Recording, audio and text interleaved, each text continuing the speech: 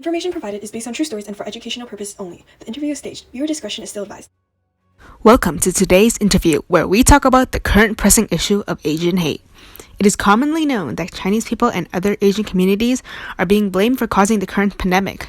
Regardless, the origins of the coronavirus do not justify the hate these groups are receiving. In today's interview, 3 people will share their stories and experiences of being direct victims of COVID racism. Let's welcome our guests, Rachel, Ali, and Miss Lee. Hi everyone, I'm Rachel, and today I will be sharing with you something I experienced. Hi, I'm Elliot. I want to bring awareness against Asian hate. Hello, I am Miss Lee. Thank you for your introductions. To begin, I'd like to speak about you, Rachel.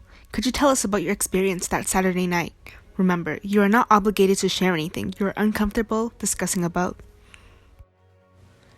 It's okay, I'm glad I have an opportunity. So that Saturday night, I was heading home from work in the metro.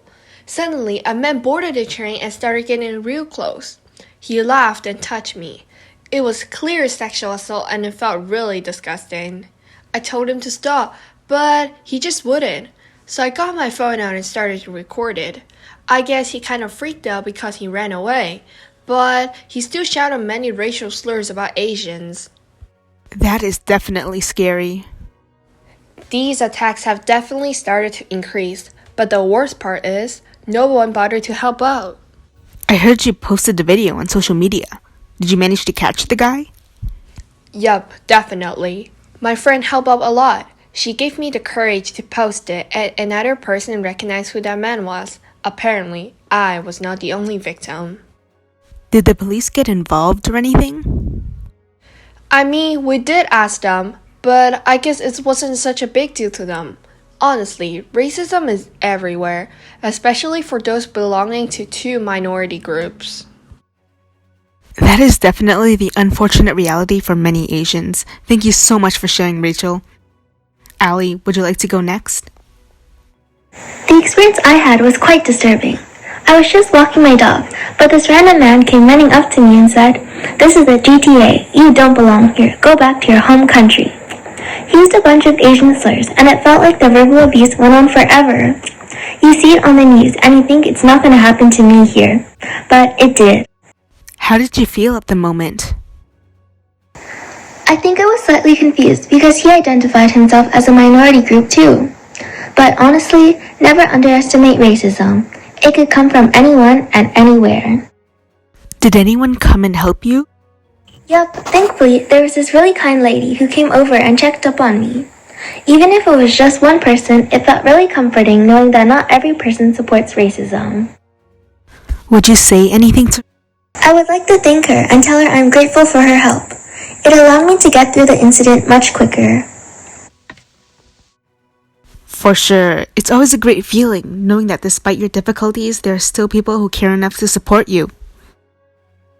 Now, Miss Lee, I'm aware that there's a video circulating that catches a man verbally assaulting you.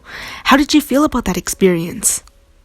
It was honestly really painful, and to think it would happen now of all times is even more detrimental. The man just kept saying slurs after slurs, telling me or people like me to go home and all that dumb stuff. That must have been extremely frustrating. I want to ask you a question about this statistic. Do you find it alarming that 40% of all anti-Asian attacks in Canada have happened in Ontario ever since the pandemic started? Well, definitely. I've been living in Toronto for several years. Never have I ever been treated that way. It makes me really sad and unsafe knowing there are really uneducated people out there. By uneducated people, what do you mean?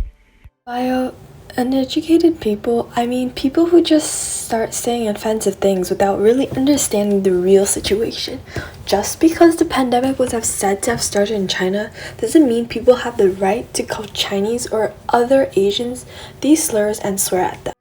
I agree. I think that this spiraling anger people direct towards Asian communities is completely unjustified.